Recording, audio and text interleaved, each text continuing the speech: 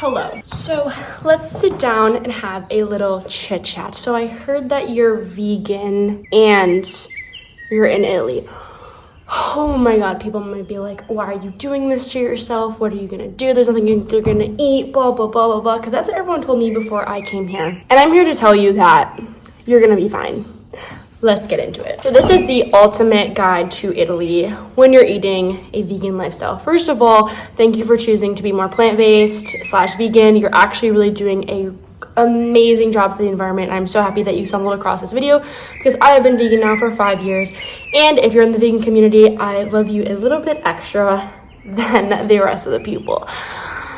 That's the tea. I'm going to talk about different parts of Italy, but first of all, do you want to see this cool lava rock I got the other day from Mount Etna? And then I got this from Mount Vesuvius, which this is a more recent eruption and this is a later eruption, which I just thought was pretty cool. Anyways, that doesn't matter, but I just saw them next to me and I thought I should share with the class. So some little background information. I've been in Florence, Italy now studying abroad for 3 months, and I've been basically all around Italy, which that's gonna come in a different video of where to go in Italy and all that. So I'm basically gonna be referring to Florence and my other experiences in different parts of Italy. So let's get started. Florence can be very, very overwhelming, and also other parts of Italy, because when you're walking around, it is very frustrating. There's leather shops basically everywhere. They have huge, like, meat in the window. I'm not talking like a little tiny steak. It's like a whole ass leg of a cow, which is very annoying and frustrating, especially if you've been vegan for as long as I have, or you just don't want to see that when you're eating. It's very gross and annoying, but I'm here to tell you there is hope, okay? Starting in Florence, I want to talk about that there are some staples.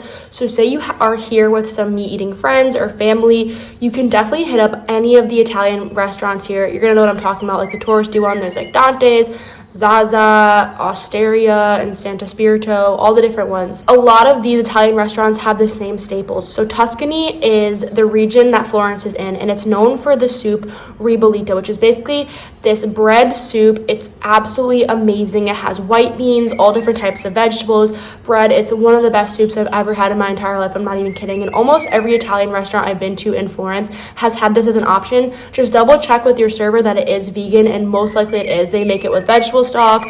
There's no dairy or egg or meat products really in it. Definitely just double check though. Another staple at any of these Italian restaurants you go to with your friends or family is gnocchi. Again, ask your server, get gnocchi with just a tomato sauce. That should be vegan. And when you're saying vegan, make sure you specify no meat, no egg, no dairy, just to really reaffirm to the servers, because a lot of people might not exactly know what you're talking about. A lot of the pastas, I came into this thinking they'd be made with egg, because typically fresh pastas are made with egg, but so far I've been to a lot of Italian restaurants here and everything's been vegan. And again, just reaffirm there's no egg in this, right? And just get the pasta. A really typical dish is like olive oil, where they cook it in olive oil and red pepper flakes and salt and pepper. But if you want something a little bit more hearty, you can definitely just get a regular tomato sauce, and that is super good. Another staple at the Florence or anywhere in Italy is bruschetta, if you don't know what that is, or bruschetta. I pronounce it wrong every time. Bruschetta.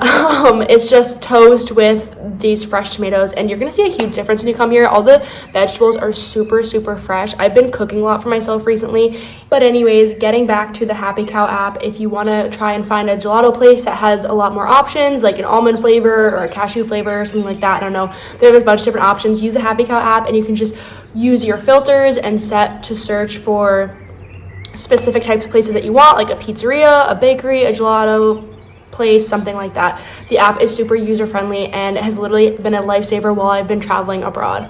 Also, a lot of these places, since Florence is a very Americanized place, will definitely have a list of all the allergens. So if you just tell them like sono vegano, which means I am vegan. So just learning how to say like I am vegan in the different languages or places that you're traveling to. So in Italy, it's vegano or vegana if you're a girl. And again, when you're at all these places, just double check and just really emphasize it. Say maybe that you're allergic to dairy or allergic to eggs or allergic to meat. I don't know, something like that. That's what I've been doing. But a lot of people have been really friendly about it. And I've had a pretty good experience so far. At first, I feel like I was going to places where they're really judgy and they're like, oh my God, you're a vegan, blah, blah, because there's a lot of old people-minded way of thinking. But now I feel a lot more comfortable telling people and talking about it. So with the Happy Cow app, I have found so many, this sounds like a sponsored video, but I swear it's not. I have found so many different options, especially in Florence where I'm studying, like Santo Falafel, one of my favorite falafel places.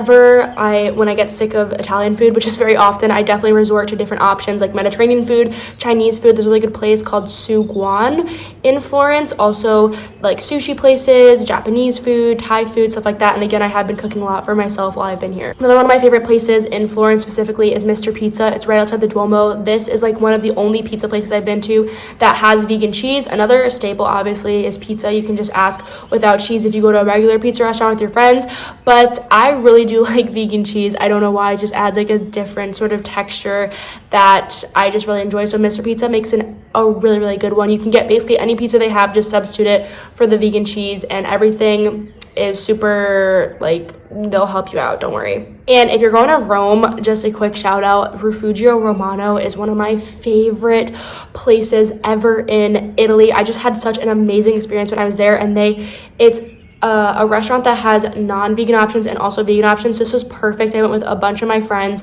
and I got so much food on the menu. I just completely balled out. I mean, they had vegan pizza balls, vegan arancinis, they had vegan carbonara, which is something I've always wanted to try. They had vegan Nutella for dessert. So just going to these different places and finding ways to veganize traditional foods has been a really fun objective of mine while I've been traveling throughout Europe and in Italy specifically. I also made a bunch of vegan what I eat in a day videos on my YouTube channel, so I'll link those down below at the end of this video, so definitely check those out. And in a bunch of my vlogs when I go to these different parts of Europe, I sometimes record when I'm eating if you're ever interested. So once again, that's the end of this video, but if you have any questions, comments, concerns, inquiries, perplexities, doubts, qualms, anything like that, I am definitely here to help you because I love the vegan community, and I have definitely struggled while I was abroad, but it does get easier as you go along and just figuring out what you can eat, how to get. Again, it was a lot easier for me because I'd been vegan for so long, so I definitely knew what I needed to get a healthy, balanced meal. Especially while I was lifting here and training for the gym and stuff like that. I was making sure I was eating a lot of protein. I know studying abroad or going to a different country or anything, even visiting, can be super overwhelming, especially if you have dietary restrictions, like you just want to be more plant-based, or you're allergic to dairy, or you don't like eggs, or you're trying to cut out red meat, just stuff like that. Don't let the culture influence your ethical choices, if that makes sense. I know I've been saying don't stick out and be a tourist and be American, but this is something that I am really passionate about, is veganism, and I just want to help you guys out. So definitely let me know if you have any questions, and if you haven't already, download the app Happy Cow because it is an absolute lifesaver. Anyways, follow me on all my socials. I do have a food account called No Ray It's Vegan, so go ahead and check that out if you're interested. Okay, thank you so much. I'll see you in the next video. Hope this helped.